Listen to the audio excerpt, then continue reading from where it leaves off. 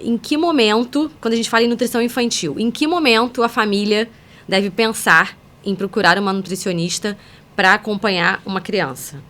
Desde antes dessa criança começar a comer, com certeza. Eu acabo atendendo alguns casos em que a família chega para mim um pouco antes, mas são casos muito específicos. Normalmente, quando existe uma desconfiança de uma alergia e esse bebê está sendo amamentado exclusivamente no seio, e aí a gente precisa identificar se a dieta da mãe precisa ter alguma adaptação para atender a essa alergia. Mas, via de regra, a gente vai procurar nutricionista quando vai começar a comer, né? Então, o bebê tem que começar a comer aos 6 meses. E aí, normalmente, eu sugiro que essa primeira consulta seja feita ali na semana em que o bebê faz 6 meses, né? Porque aí a gente já vê como é que esse bebê tá, já olha os sinais de prontidão, vê como é que tá o desenvolvimento global.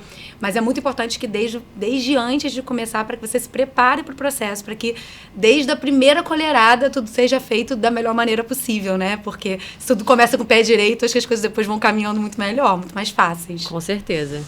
E por que a gente, né, há uns anos atrás, começava a introdução alimentar com alimentos pastosos, né, era sopa, e hoje em dia a orientação já não é mais essa, você já começar realmente ofertando a comida em pedaços, né, ou o alimento inteiro?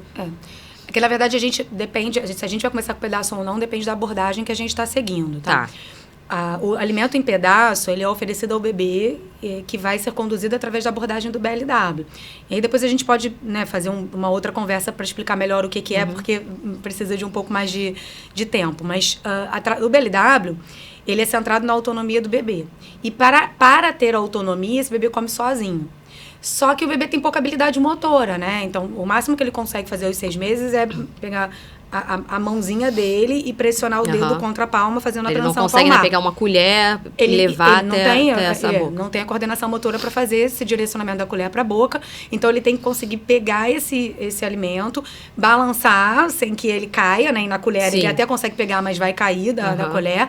E ele tem que conseguir trazer para a boca sem precisar mexer a mão para ajeitar esse alimento. Então, ele pegou e traz para a boca. Tá. E aí a gente oferece pedaço para facilitar essa apreensão palmar e o bebê conseguir, de fato, trazer para a boca sozinho. Se o adulto vai fazer a oferta na colher, daí esse alimento já é na consistência pastosa. Tá. Só que não homogêneo, né? Não é aquela pasta lisa, não é uma sopa, não é um alimento liquidificado, é um alimento apenas amassado. Então, quando a gente amassa grosseiramente, é pastoso, mas tem alguns gruminhos. E aí existe algum estímulo para o primeiro desenvolvimento da percepção de mastigação mesmo, mas muito mais para a movimentação de língua, né? Se a gente pensa na diferença que é você comer um purê de batata grosso ou comer uma sopa batida. Existe uma pequena diferença em relação à movimentação que você faz da língua para engolir aquilo ali. Tá. E a sopa é um movimento muito simplório, né? Se você ficar por muito tempo na sopa... Ela vai automaticamente, a criança engole aquilo ali sem esforço. Sem grande esforço. Então, não existe um desafio para desenvolver habilidades. A gente aprende frente a desafios, né? Todas as nossas habilidades são sendo desenvolvidas à medida que a gente vão surgindo desafios. Então, tem algum momento da vida que esse bebê quer colocar um palito dentro da boca da garrafa, mas ele tem que ter uma coordenação motora para fazer isso. Isso é um desafio. Sim. E aí ele vai ficar tentando colocar até que ele desenvolva essa coordenação motora fina para conseguir fazer. E aí com a alimentação é a mesma coisa. Se eu não tenho desafio, não tem desenvolvimento. Ou o desenvolvimento fica prejudicado ou atrasado. Então a gente mudou a recomendação porque a gente entendeu que não há necessidade de liquidificar. E, além disso, liquidificar significa atrasar esse desenvolvimento. O bebê é muito mais estimulado, desenvolve muito mais habilidades e come muito melhor se a gente não liquidifica esse alimento. Fora que aquela recomendação bem clássica de fazer a sopa, que é um pouco mais antiga, né? Talvez a nossa geração tenha feito um pouco mais isso. Nessa recomendação, os alimentos são misturados, né? E aí o bebê acaba aprendendo sobre um alimento, que é a sopa. A sopa é uma preparação, que ela até pode variar um pouco de sabor, mas... Dependendo do ingrediente, mas essa variação é muito pequena, né? É uma variação acentuada ali, marcante, que você perceba. Você não consegue aprender sobre cada um dos itens que estão naquela sopa. Você aprende sobre a sopa. E aí, na hora que ele cresce e que ele precisa comer de uma maneira mais aceitável socialmente... talvez isso numa idade mais avançada, já numa fase em que ele olha aquilo ali, não reconhece e ele já tem um receio de provar. E aí a gente pode acabar gerando uma recusa alimentar. Porque ele não está acostumado a ver esse alimento separado. Porque depois de determinada idade, eles avançam cognitivamente e eles começam a adquirir instintivamente um certo receio de colocar coisas na boca. Tá. Então, o menor Até de um ano... quase como uma maneira de sobrevivência ali, de proteção. Exato.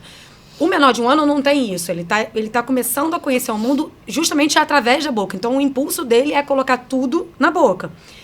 E aí é mais fácil eu fazer a apresentação desse alimento nessa fase em que ele está ali conhecendo o mundo e ele está criando essa base sensorial dele.